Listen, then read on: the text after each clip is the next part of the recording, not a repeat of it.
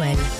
Ce soir, offrez-vous une soirée détente devant un bon film ou une bonne série, surtout si, comme Eva, vous avez dépassé les bornes ce week-end, essayant à tout prix de rattraper 2 mois coupés du monde et que du coup, vous avez un peu trop fait la fête. Eva, par exemple, ne se souvient pas de tout, mais visiblement, c'est allé assez loin puisqu'à un moment, une de ses copines s'est exclamée « Faut appeler la police. Non, on n'appelle pas la police. On nettoie tout et ensuite on appelle la police. Faut virer toute la drogue. On a dit virer, pas sniffer. » Oublions ces péripéties du week-end mais ça, en c'est nous vraiment pas moi, affalant ça. sur nos canapés. Mais devant quoi, Eva? Eh bien, au menu de ces 17 minutes de gagner, une comédie et une série vaguement stressantes. On va commencer par la comédie. C'est ce soir sur TF1 à 21h05 avec un duo, Franck Dubosc et Cadmerade, pour une comédie qui est signée Dominique Farrugia et ça s'appelle Bis. Moi, je l'avais pas vu cette comédie et là, je l'ai regardée pour la chronique. Alors écoutez, les deux comédiens jouent 2 quinquas amis depuis des années. Cadmerade, il est gynécologue, il est père de famille. C'est bon, je prends. Voilà, alors attendez. Cadmerade est gynécologue. Vie très pépère, hein. Il est marié avec une enfant. Et Franck Dubosc, lui, il pense plutôt à ses conquêtes féminines. Les deux copains passent une soirée ensemble, ils refont le monde en vidant quelques bouteilles, ils finissent par tomber dans l'escalier et une chute qui les propulse en 1996. Ah oui. Ils sont donc adultes dans leur tête, mais ados dans leur corps. Et donc ces petits malins, ils se disent, on va essayer de changer le cours de nos vies pour avoir des vies quand même plus agréables.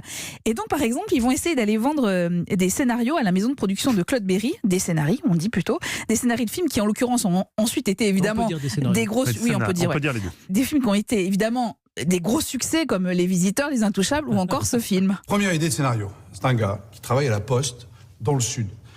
Et il va se faire passer pour un handicapé pour avoir un poste plus avantageux, sauf que... L'examinateur se rend compte de la supercherie, forcément. Et pour le punir, on va le muter dans le nord de la France. Là où il fait froid. Là où il fait froid. Évidemment, il ne veut pas aller dans le nord. Il pense que dans le nord, il pleut tout le temps. D'ailleurs, ça peut donner des scènes très cocasses. Par exemple, il part en voiture, il franchit le panneau « Bienvenue dans le Nord-Pas-de-Calais » et là, direct. rax, Direct. une pluie battante qui vient...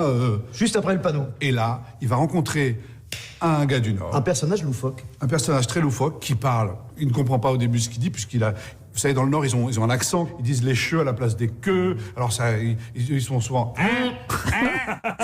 Alors, Mais c'est génial, ça. c'est génial. Si le thème du film, c'est pas le plus original du monde, on est d'accord. Non, Il y mais a quand même des scènes hilarantes comme celle qu'on vient d'entendre. Le duo Cadmerade, Franck Dubosc, mais fonctionne à merveille. C'est bourré de références. Alors juste un petit exemple, au bout d'un moment, ils rentrent dans une discothèque qui est baptisée la Main Jaune.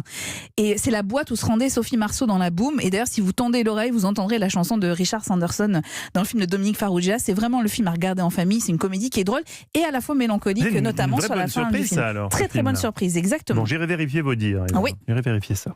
Et pour ceux qui ont du temps devant eux et qui veulent regarder une série. Eh bien, on part sur Amazon Prime Video pour découvrir la saison 2 de Homecoming, qui est une série produite par Julia Roberts, qui était l'héroïne d'ailleurs principale de la première saison. Alors, avertissement, n'essayez pas de regarder la saison 2 si vous n'avez pas vu les épisodes précédents, vous n'allez rien comprendre. Donc, je vais essayer de résumer. Homecoming, c'est le nom qui est donné à un programme destiné à traiter des soldats américains de retour de la guerre, favoriser en fait leur réinsertion à la vie sociale avec des protocoles médicamenteux un peu étranges. Et un des soldats, Walter Cruz, va d'ailleurs perdre une grande partie de sa mémoire au cours de ce traitement. La saison 2, elle débute dans une forêt, une femme est allongée dans une barque, elle parvient à rejoindre la rive, elle tente de trouver de l'aide. Or, écoutez... Everything all right, miss? What's your name? I don't know.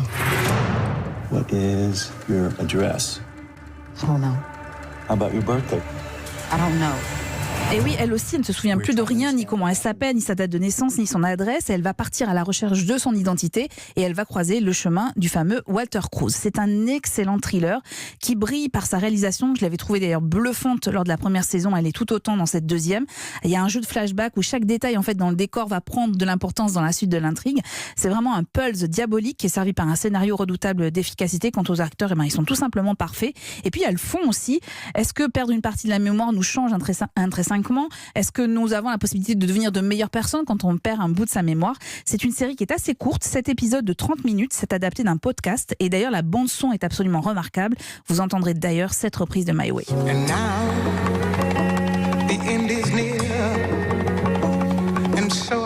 Voilà, rien que pour ça, vous pouvez regarder et écouter Homecoming, c'est sur Amazon Prime Video.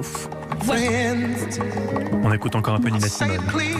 Même si on est très en retard et que mon réalisateur me fait des grands gestes. Mais alors Romain, tu n'aimes pas Nina Simone ? Tu n'aimes pas Nina Simone, c'est ça. Puis on dit qu'on dise ça à la France entière. Bravo, bravo. Assume. Europe 1.